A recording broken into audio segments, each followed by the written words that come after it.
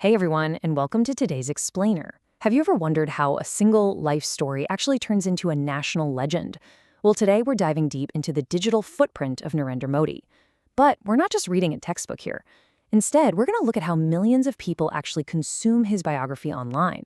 By looking at the documentaries, the digital archives, and the stories that seem to resonate the absolute most with the public, we get this really fascinating window into how a monumental life journey is told and remembered in the modern age. So let's get right into it. So, the big question, right? How does a journey from a tea seller to a prime minister actually unfold?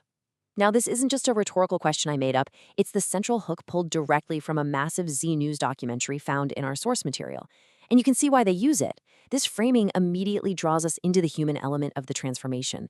It sets up this totally compelling narrative arc of massive personal and professional change that just captures the imagination of millions of viewers.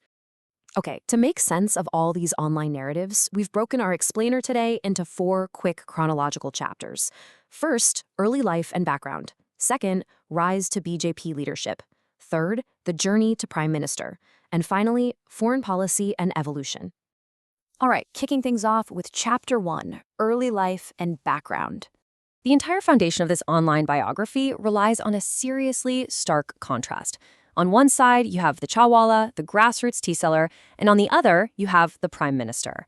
Drawing from that Z News source, this underdog narrative is literally everywhere online. It really serves as the bedrock of his biographical story across so many media channels because, well, it makes the eventual rise to power feel intensely dramatic and, honestly, superhuman. It's that classic arc that resonates deeply with people who kind of see themselves in those humble beginnings. And you can see this transformation mapped out step by step across the internet. Documentaries from places like Top Famous Tube track this complete start-to-finish mapping of a human life in the public eye. The digital footprint basically holds your hand and guides you through his childhood, into his youth as a tea seller, through his adulthood as a BJP leader, and right up to his current status at 75 years old. It's a full physical and political evolution that almost plays out like a sprawling movie. Moving right along, let's look at Chapter 2, Rise to BJP Leadership. What's absolutely fascinating to me here is that his political climb isn't just documented in dry, boring news reports. Not at all. In places like Gujarat's Mehsana district, his roots are actually celebrated in traditional folk songs known as Ragni. You can see this in sources like Kiss Narendra Modi by Tarun Balyan. It just goes to show how deeply his early political career and his steady ascent really resonated at a grassroots cultural level, way before he ever stepped onto the national stage. People weren't just reading about him, They were literally singing about his journey. And get this, 3.6 million. That is the massive view count on just one single biography video from the channel Live Hindi. Think about that. Millions of people are actively going out of their way, seeking out educational content to understand the stepping stones of his career as a BJP leader. It's a huge testament to the sheer gravity of public interest. Viewers aren't just scrolling past, they are dedicating real significant time to understand the nuances of how a regional figure built the momentum to eventually lead on a national scale. Which perfectly brings us to Chapter 3, the journey to Prime Minister. Just to ground us for a second, think about the sheer magnitude of the prime minister role itself. You're the absolute head of the cabinet and the executive branch. Looking back at the timeline we just explored, reaching this office represents the ultimate pinnacle of a political life. I mean, it is an astronomical leap from the very beginning of the story. And the digital narratives heavily emphasize this, painting a picture of an individual who climbed to the absolute summit of national governance. But the internet is funny, because it permanently archives a dual legacy. The digital narrative doesn't just erase his past as a party leader the second he becomes prime minister, actually it combines them. Look at titles like this one from Live Hindi.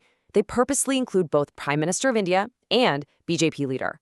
The public basically consumes this as a single continuous identity. You really can't understand the prime minister without understanding the party leader, and the online archives make sure those two identities are permanently locked together. And finally, we arrive at Chapter 4, Foreign Policy and Evolution. When we zoom out and look at sources like First Post's Vantage series on India's foreign policy, the scope expands massively. We're talking all the way from 1947 up to 2025. At this point, a leader's biographical story stops being just about them. It gets entirely absorbed into the grand sweep of national history. The current leadership is frequently framed by media outlets against decades and decades of foreign policy evolution, which perfectly shows how a single life can become totally intertwined with the destiny of an entire country well into the future. But obviously, this isn't just about dry policy and timelines. When people watch these biographies online, they are stepping into a vibrant ecosystem of deep emotion. Videos covering topics like the history of Vande Mataram describe it as the soul of India, emotion and patriotism. And understanding this context is key. The digital narratives of national leaders are consumed within this exact atmosphere of patriotism and national soul-searching. It's highly emotional, it's deeply personal, and it's profoundly connected to the very idea of the nation itself. There's a really great disclaimer on one of these biography channels, SM Fit, that says, these videos are for educational purposes, allowing for criticism, comments, and teaching. And honestly, that's exactly what exploring these online narratives is all about. It's an educational lens into how public understanding is shaped. By looking at how these stories are told, we learn so much about what resonates with everyday people, how history is documented in real time, and how a totally personal journey transforms into a matter of public record. So, I want to leave you with this final thought to chew on. How does understanding a single leader's biographical journey actually change our perspective on a nation's entire evolution? When we look at a timeline that stretches from a local tea seller all the way to global foreign policy spanning to 2025, it forces us to realize that personal stories and national histories are just forever intertwined.